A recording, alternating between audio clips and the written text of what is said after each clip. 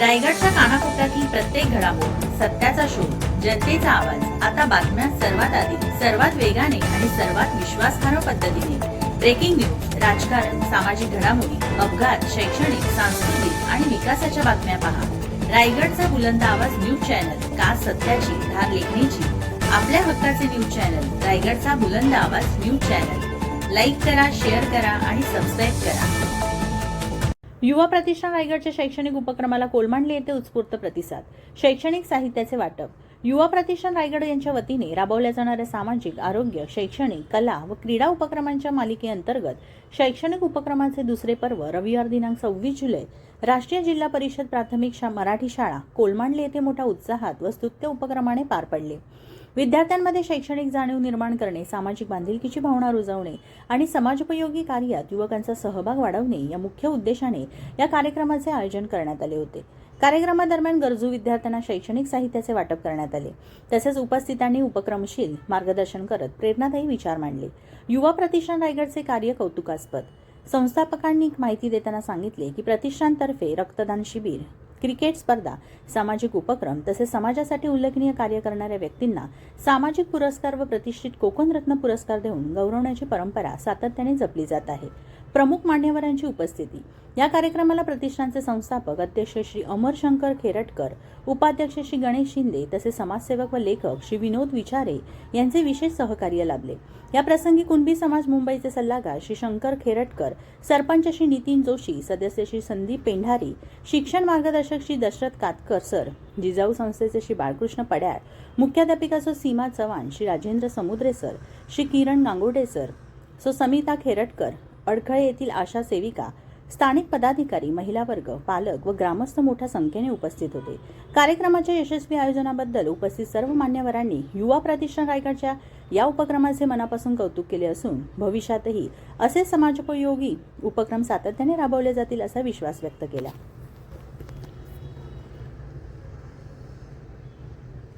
शाळेतील विद्यार्थ्यांना विविध स्वरूपातून शैक्षणिक साहित्याचं वाटप केलं जात असतं.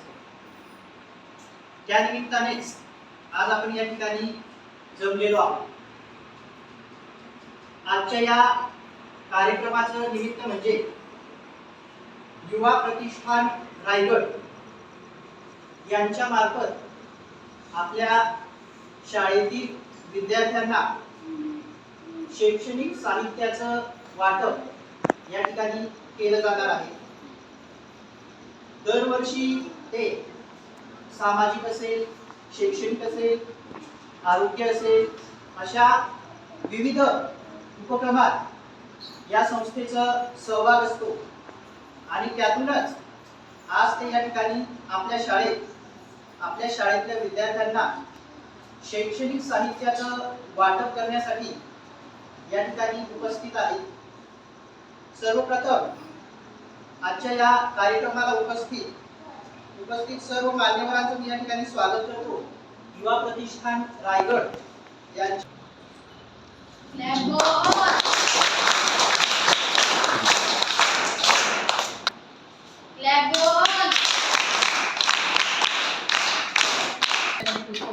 यांच्या या ठिकाणी स्वागत करावं.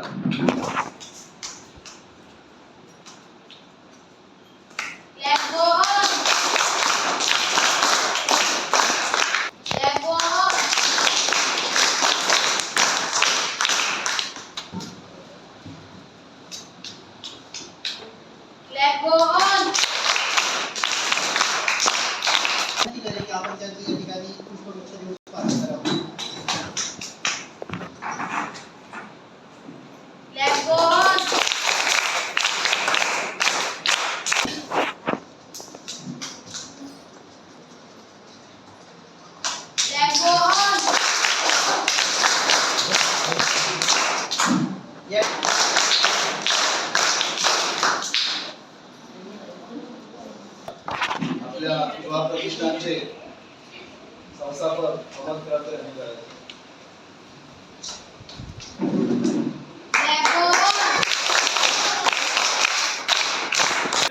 महाराष्ट्राचे आराध्य दैवत राजे शिवछत्रपती यांना मानवता मुद्रा डॉक्टर बाबासाहेब आंबेडकर यांना प्रतिवंदन करून युवा प्रतिष्ठान रायगड स्थापना 2022 शैक्षणिक आरोग्य क्षेत्रामध्ये कार्यरत असणारे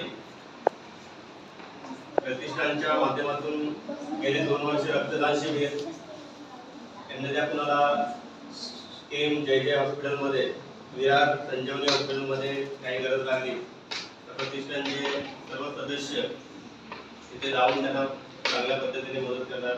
आमच्या प्रतिष्ठानचा एकच उद्देश आहे, आपण आपल्या गावातून कामासाठी मुंबईत गेलोय पण आपली नाळ या गावात जुळली आहे, त्या गावातल्या लोकांकडे जुळली आहे. त्या शाळेचं कुठेतरी आपले हे लागतं, देणं लागतं. आपण तिथे आपल्या फिरण्याचं सामाजिक कार्यातून फिरण्याची आज सामाजिक माझे जे काही आमच्या गावातले तरुण कुठे क्रिकेटच्या आहारी गेले, संडेला जर क्रिकेट खेळायला त्यांनी पण सुद्धा समाजामध्ये वावरायला पाहिजे. काळाची गरज आहे. आपण एखाद्या समाजामध्ये वावरताना आपले आई वडील आपले भाऊ आपल्या गावातील आणि त्यांनी जर आपल्या या ठिकाणी शाळेत सेंट ऑफ साजरा करायचा असेल त्यांनी नक्कीच यावं. आपण त्यांचं या ठिकाणी हार्दिक स्वागत करू.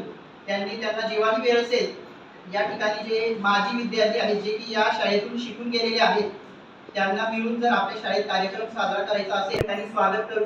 त्यांनी नक्कीच त्यांना सांगावं की सर्वांनी मिळून या ठिकाणी या, आपण तुमचा या ठिकाणी जो सेंड ऑफ असतो तो आपण साजरा करू. कारण इतर ठिकाणी बघा आपण ऐकलं असेल की जे जुने विद्यार्थी असतात ज्यांना शाळेत त्या काळात तिथं शिकलेले असतात ते सर्व मिळून त्या शाळेत जातात आणि त्यांच्या ज्या आठवणी असतात त्या शाळेतल्या आपल्या गावचे सुपुत्र आणि युवा प्रतिष्ठानचे संस्थापक श्री अमरजी केरटकर त्यांच्यासोबत आलेले पोलादपूर महार शिंदे साहेब या कार्यक्रम ज्यांनी हातात घेतलं हे आज त्यांचं 20 वर्ष असेल आपल्या शाळेमध्ये कार्यक्रम येण्याचं मला वाटतं. शाळेचे दोन्ही मुख्याध्यापक बालकृष्ण पडार, आशा सेविका समिता किनटकर, नंतर आपले पोलादपूर आलेले आपले शिंदे साहेब आणि पालक वर्ग आणि विद्यार्थी आणि शिक्षक सर्वांचं मी स्वागत करतो. कार्यक्रम राबवायचं म्हटल्यानंतर ग्रुप तयार असणं गरजेचं आहे. कारण ग्रुप जर असेल तर त्या एक सोबत राहून जर कार्यक्रम केले तर यशस्वी होतात. एकटाच करायला गेलं तर ते कार्यक्रम पण आपल्या शाळेला जर त्या व्यतिरिक्त इतर काही साहित्याची पूर्तता हवी असेल तर ती विविध माध्यमातून नक्कीच केली जाईल असं या ठिकाणी त्यांनी आपलं मनोगत व्यक्त केलेलं आहे आणि ती पूर्ण